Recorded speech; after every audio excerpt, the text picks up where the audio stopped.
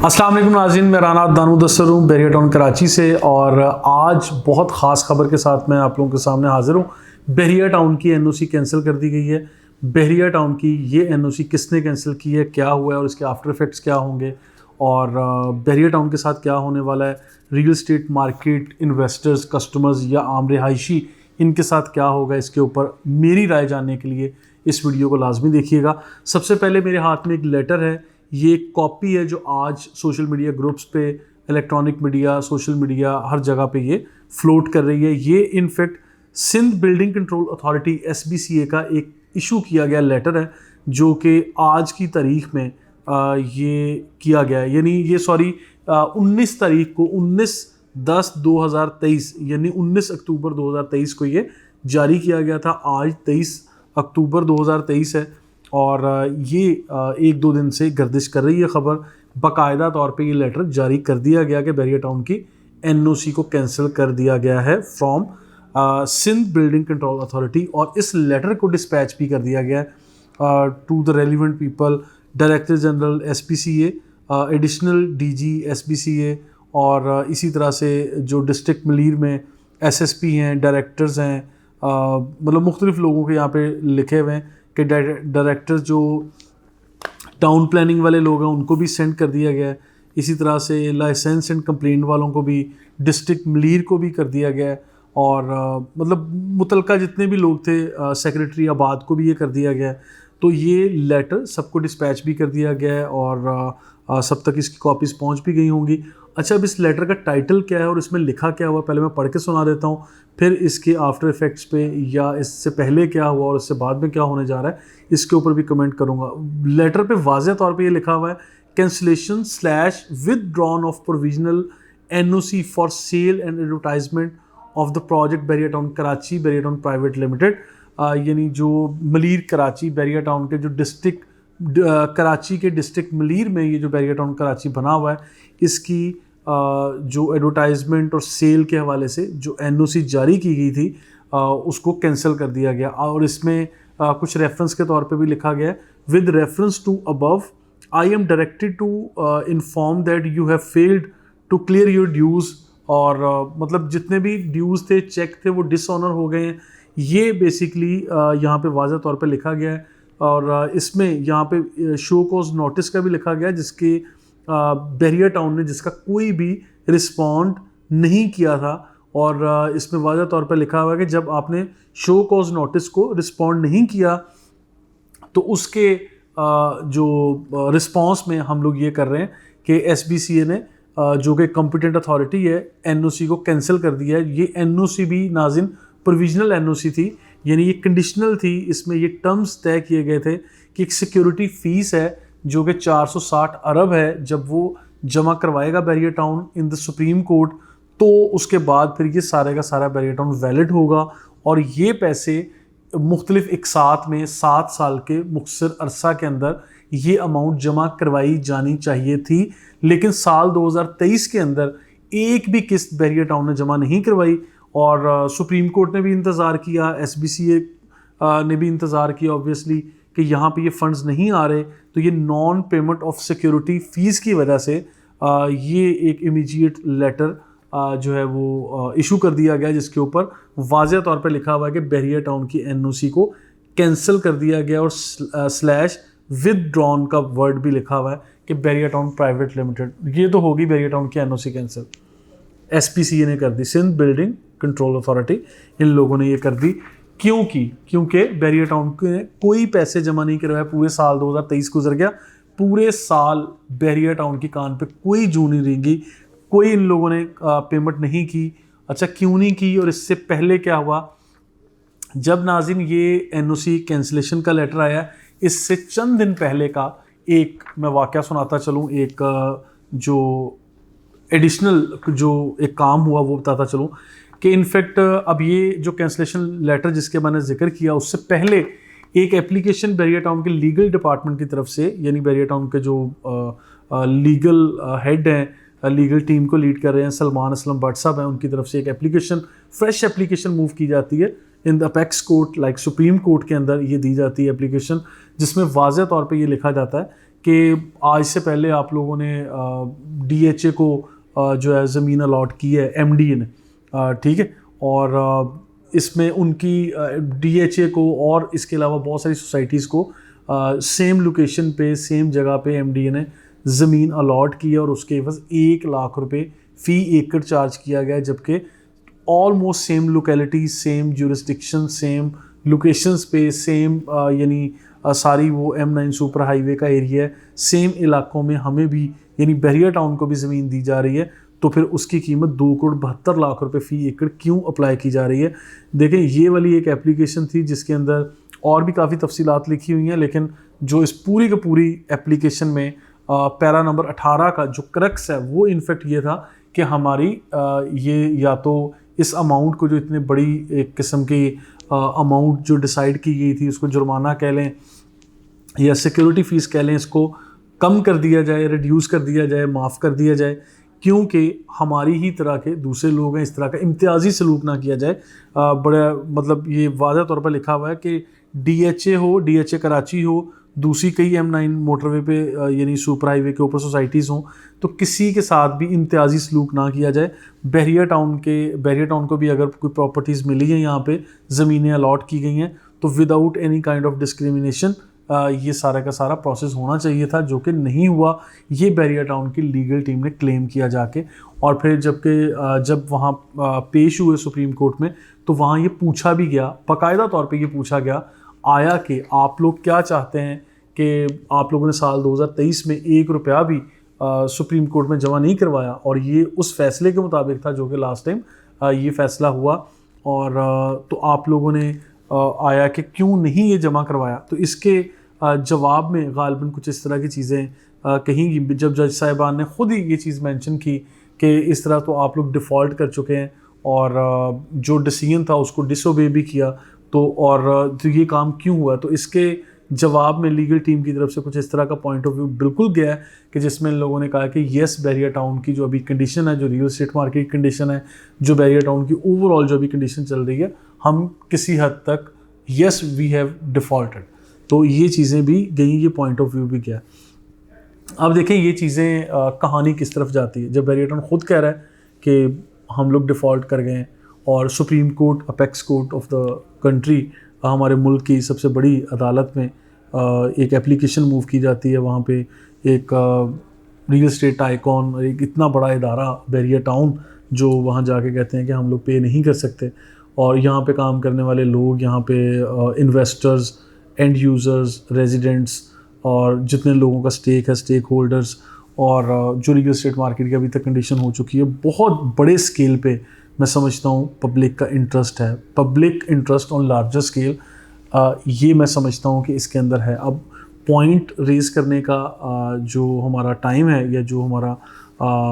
Logic बनता है, वो ये है कि अब ऊँट किस करवट बैठेगा, मज़ीद बहरिया टाउन के लिए क्या मुश्किलात आएंगी, किस तरह से मामला आगे बढ़ेंगे या आगे होंगे, हमने इन चीज़ों की तरफ देखना है। और मुझे ये लगता है कि ये वाली जो NOC कैंसिल की गई है, ये SBCA की तरफ से की गई है। ये NOC कैंसिल, अभी सुप्रीम कोर्ट का डिसीजन इसके ऊपर आना बाकी है नाज़रीन। ये एक उम्मीद की किरण है, ये वाला पॉइंट, ये वाला जुमला, कि अभी सुप्रीम कोर्ट का इसके ऊपर वर्डिक्ट आना, इसके ऊपर डिसीजन आना, या वो जो एक एप्लीकेशन मूव की गई है from the legal department of Bahria town Karachi, तो उसके जवाब में क्या चीज़ें आएंगी, उनका इंतज़ार करना। नेक्स्ट प्रोसीडिंग में जो जज साहिबान का एक बेंच बैठा हुआ था, उन लोगों ने बहरिया टाउन का रिकॉर्ड भी मंगवा लिया है, और बहरिया टाउन ने ये भी कहा था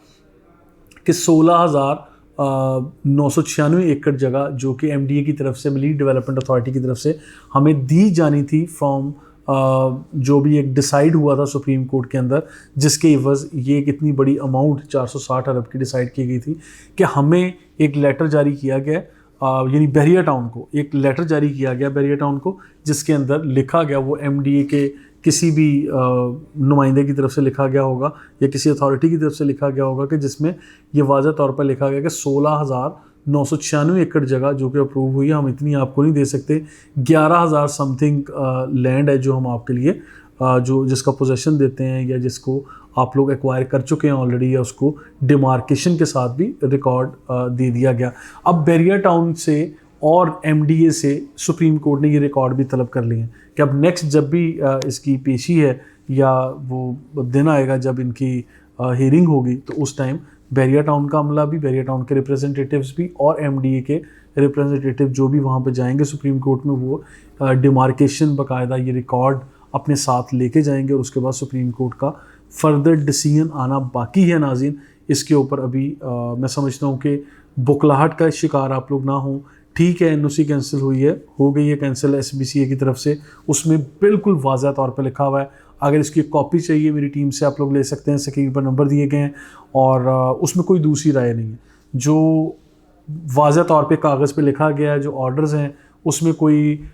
ऐसा कानूनी नुक्ता भी नहीं है, कोई ऐसी गुंजाइश भी नहीं है जो मैं आपको तसल्ली दूं कि नहीं जी एसबीसीए ने ये जो कैंसिल किया वो आर्जी किया है, टेम्परेरी किया है या कंडीशनल तौर पे कैंसिल कर दिया है, ये दोबारा भी रीस्टोर हो जाएगी या दोबारा भी इस तरह से कुछ हो जाएगा। उस लेटर के मुताबिक ऐसा कुछ भी नहीं लिखा हुआ। तो लिहाजा जहाँ से उम्मीद बाकी है वो मैं आपके सामने बता चुका हूँ कि सुप्रीम कोर्ट ने जुर्माना आयद किया था, सिक्योरिटी डिपॉजिट के तौर पे कहा गया था कि ये सिक्योरिटी फ़ीस है, आप लोग ये जमा करवाएं। इसके इवज़ एक किस्म की मुझे ये लगता है कि एक डील थी। ये मेरी ज़ाती राय है कि जब नया पाकिस्तान स्कीम के मुताबिक बहुत सारे अपार्टमेंट और घर बना के देने थे बैरिया टाउन ने, उसके ऊपर भी बैरिया टाउन ने काम किया। अभी भी मुझे ये लगता है कि जब सुप्रीम कोर्ट में बात ये डिस्कस होगी, जितनी बड़ी स्केल पे पब्लिक का इंटरेस्ट है, लोगों का स्टेक लग चुका है, ख़ासकर हमारे ओवरसीज़ पाकिस्तानीज़ का भी, अब पाकिस्तान के लोकल लोगों का भी, बहुत सारे लोगों का लगा हुआ है। तो मुझे ये लगता है कि सुप्रीम कोर्ट की तरफ से होगा क्या, फाइंडिंग्स क्या होंगी, अल्टीमेटली ये केस जितना भी लंबा चले लेकिन उसका नतीजा क्या होगा। मेरे दिल की आवाज़ ये कहती है कि बैरिया टाउन को टाइम फ्रेम शायद बढ़ा दिया जाएगा और जो अमाउंट जो शायद आयद की गई है रकम, उसमें आम तौर पे तो यही एक इम्प्रेशन होता है कि सुप्रीम कोर्ट ने जो डिसाइड कर लिया उसके अंदर अमेंडमेंट नहीं होती, लेकिन मुझे ये लगता है कि रकम में भी कहीं ना कहीं कमी कर दी जाएगी। रकम में कमी डायरेक्टली नहीं की जाएगी, इनडायरेक्टली होगी, क्योंकि मुझे ये लगता है कि मलिक साहब बैरिया टाउन किसी स्केल पे एक किस्म की एक डील करेंगे जो कि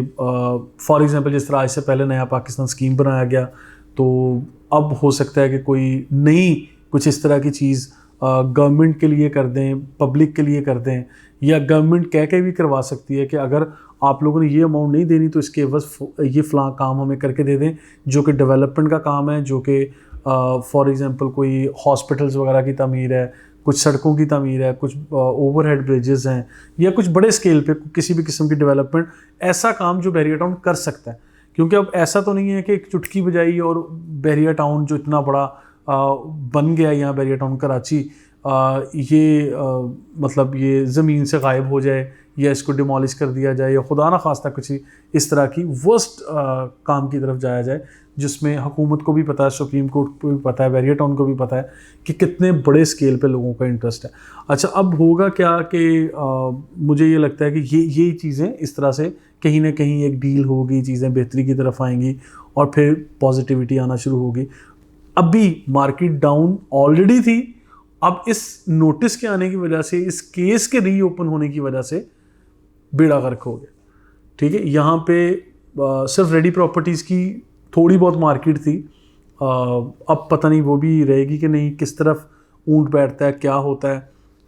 बहुत सारी चीज़ों में मैं ख़ुद भी कंफ्यूज हूँ, बहुत हमारे जहाँ पे काम करने वाले सीनियर जूनियर छोटे बड़े सब तरह से लोग परेशान हुए हुए। ठीक है, तो उसमें मैं कोई आपको इस वीडियो में कम से कम कोई झूठी तसल्ली भी नहीं देना चाहता। जो चीज़ें मेरे दिल को लगती हैं पॉजिटिव हैं कि आइंदा क्या होगा, उस पर मैंने अपना पॉइंट ऑफ व्यू दे दिया। हाँ, प्रीवियसली एक जो सुप्रीम कोर्ट का एक केस था, उसके फाइंडिंग्स के अंदर कहीं ना कहीं एक पॉइंट मेंशन था जो मुझे शायद अगर मैं क्लियर नहीं भी हूँ तो मैं यहाँ पे वाज़ह तौर पे एक पॉइंट मेंशन करना चाहता हूँ कि मैं ये चाहता हूँ कि एक मशवरे के तौर पे कि बैरिया टाउन के अंदर जितनी भी पब्लिक प्लेसेस हैं, पार्क्स हैं या जो भी हॉस्पिटल्स वगैरह बने हुए हैं, यहाँ से एक अच्छा रेवेन्यू जनरेट होता है। अगर टाइम फ्रेम को कहीं ना कहीं तय कर लिया जाए तो यहाँ से रेवेन्यू जो जनरेट होगा वो सुप्रीम कोर्ट में जमा करवाया जा सकता है, क्योंकि ये भी एक अच्छा, ऑब्वियसली एक अच्छे स्केल पे एक किस्म का रेवेन्यू होगा। तो इस तरह से भी कहीं ना कहीं कोई सेटलमेंट हो सकती है और कुछ ना कुछ ये डेवलपमेंट के काम करके भी, कुछ फलाही काम करके भी कुछ अगर रिलैक्सेशन मिल सकती है बैरिया टाउन को, मलिक साहब को, तो ये काम भी होना चाहिए। ये मेरे दिल की बात है। इसमें मतलब जिस तरह से फ्रीडम ऑफ एक्सप्रेशन के मुताबिक मेरी पर्सनल ओपिनियन या राय जो कि मैं बात करने का हक़ रखता हूँ, उसको इस्तेमाल करते हुए ये सारी मशवरे या ये सारी बातें मैं कर रहा हूँ। आप लोगों की राय मेरी राय से मुख्तलिफ भी हो सकती है। आप लोग ज़रूर कमेंट बॉक्स में लिखिएगा। और फर्दर जो नेक्स्ट हेयरिंग तक हमें इंतज़ार करना होगा कि ऊँट किस करवट बैठता है। अभी तक हम सब के सामने ये वाज़ह तौर पे लेटर है, और वो वाज़ह तौर पे वो एप्लीकेशन है जो कि बैरिया टाउन के लीगल डिपार्टमेंट की तरफ से मूव की गई है। उस फ्रेश एप्लीकेशन का जो क्रक्स था वो यही था कि 1 लाख रुपए फ़ी एकड़ के तौर पे जब दूसरे ग्रुप्स को या दूसरे लोगों को, जिसमें DHA कराची भी है और कई हाउसिंग प्रोजेक्ट हैं, हाउसिंग सोसाइटीज़ हैं, उन लोगों को दी जा सकती है ज़मीन, तो हमें 2,72,00,000 रुपए फ़ी एकड़ वही ज़मीन का टुकड़ा देने की क्या ज़रूरत है। कहीं ना कहीं टाइम फ्रेम का फ़र्क होगा, कहीं ना कहीं